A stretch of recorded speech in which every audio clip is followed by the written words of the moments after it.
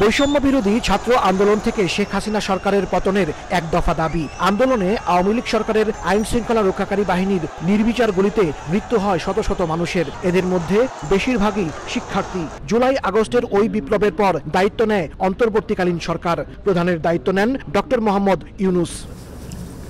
জাতিসংঘ সাধারণ পরিষদের ৭৯তম অধিবেশনে এসে বৃহস্পতিবার মহাসচিব অ্যান্টনিও গুতেরেসের সঙ্গে সৌজন্য সাক্ষাৎ করেন প্রধান উপদেষ্টা ডক্টর ইউনূস। এ সময় অন্তর্বর্তী সরকারের প্রতি পূর্ণ সমর্থনের কথা জানান জাতিসংঘ মহাসচিব। পরে প্রধান উপদেষ্টার প্রেস সচিব শফিকুল আলম সাংবাদিকদের বলেন, সরকার নতুন বাংলাদেশ পুনর্গঠনে সংস্কার কর্মসূচি নিয়েছে, নির্বাচন হতে পারে তা বাস্তবায়নের ১৮ মাস পর। সেনাপ্রধানের উনি একটা মতামত দিয়েছেন। আমাদের মনে হয় সেনাপ্রধানের মতামত আপনার রয়টার্সের রিপোর্টটা আপনারা পড়েন, ওই রিপোর্টটা পড়লে দেখবেন।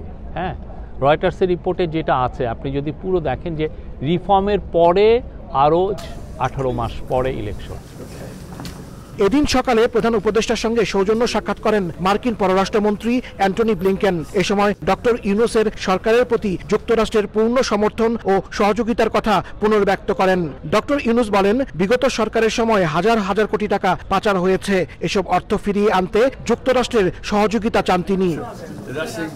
পরে ইউরোপিয়ান কমিশনের প্রেসিডেন্ট উর্সুলা ভন ডার লেয়েনের সাথে সৌজন্য সাক্ষাৎ করেন ডক্টর ইউনূস। বৈঠকে দুর্নীতি প্রতিরোধে সংস্থাটির অভিজ্ঞতা জানতে চান প্রধান উপদেষ্টা। এরপর প্রধান উপদেষ্টার সঙ্গে দেখা করেন আন্তর্জাতিক অপরাধ আদালতের প্রসিকিউটর করিম এ খান। এ সময় ডক্টর ইউনূস জুলাই আগস্ট বিপ্লবে গণহত্যার বিরুদ্ধে আন্তর্জাতিক আদালতে মামলা করার প্রক্রিয়া সম্পর্কে জানতে চান।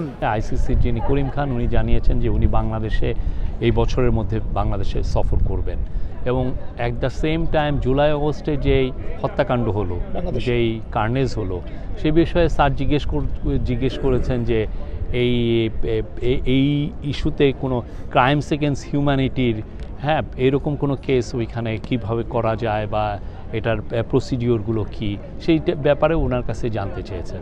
এদিন জাতিসংঘের সাইডলাইনে ১৬টি ইভেন্টে অংশ নেন ডক্টর মোহাম্মদ ইউনূস। তার সঙ্গে দেখা করেন নেদারল্যান্ডসের প্রধানমন্ত্রী ডিক শুফ, মার্কিন সেনেটর ডিক ডারভিন, জাতিসংঘের উদ্বাস্তু বিষয়ক হাই কমিশনার, ILOর ডিরেক্টর জেনারেল ও UNDPর অ্যাডমিনিস্ট্রেটর।